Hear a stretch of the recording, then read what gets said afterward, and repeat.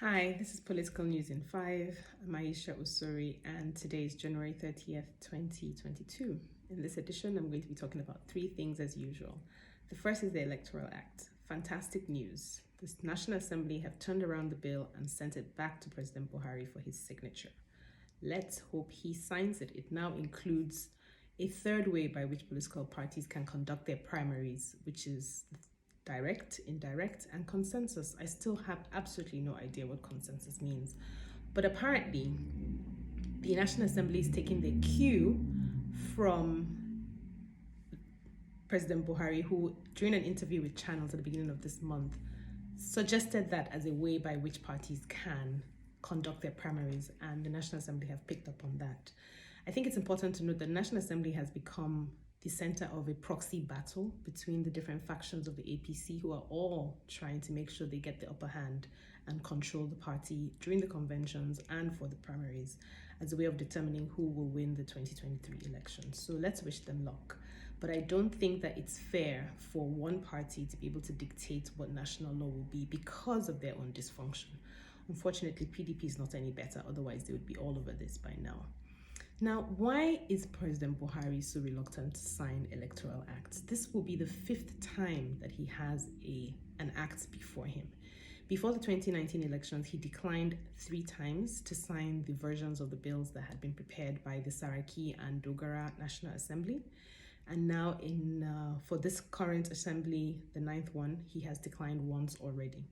Some of the provisions that seem to worry him include provisions that touch on the sequence of elections, meaning, which ones come first. Is it governor's elections first before the president or president? Right now, we typically do president and then we do gubernatorial. There's a rigging formula somewhere in there, but I'll take that in another version. He's also been worried about making use of electronic voter cards compulsory, electronic transmission results. For me, all the things that would actually make reforms meaningful. As it is, I find this bill quite lackluster. I particularly have been having a bee in my bonnet about electronic transmission of results because for me, that's where the magic happens. It's not particularly at the polling units where we know what the system should be. We're watching, they count our votes, they record the results, they post it on a board or a bill or a wall. It's what happens in between. It's what's happening in the collation centers. And for many people, they believe it's not the votes that count. It's who counts the votes that counts. Meaning, we can all vote, but who is adding up those things? And if you remember the 2019 elections, it was practically war in some states around the collation centers. All the violence was happening at the collation centers. Go read up about Rivers State.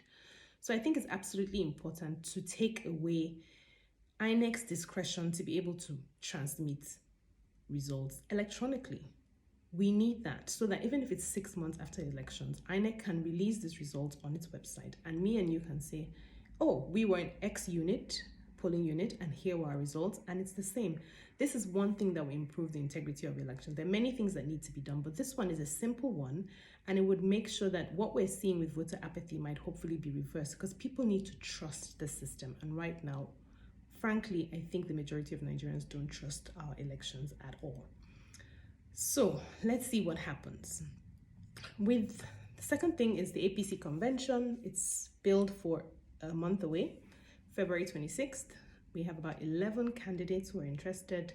The usual run of the ex-governor, ex-senator, ex-minister who used to be in PDP is now in APC. Let's see what happens. I find that all the attention is on the national chairman and not on the national organizing secretary. I would be curious to know who's running for that position. Those positions are quite important.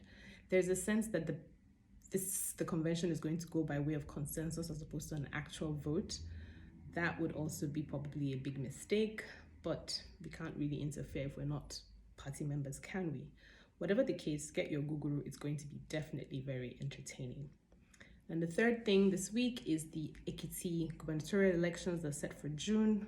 Both PDP and APC candidates have emerged. APC's candidate is Abiodun Oyetunji, who used to be Secretary to the Government, and for PDP it's Bisi Kolawole, who used to be a legislator in the State Assembly and was also Commissioner for Environment under Fayose. He's known to be Fayose's candidate.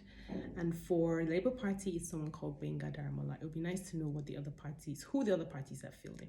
That's Political News in 5. Join me next week. Bye.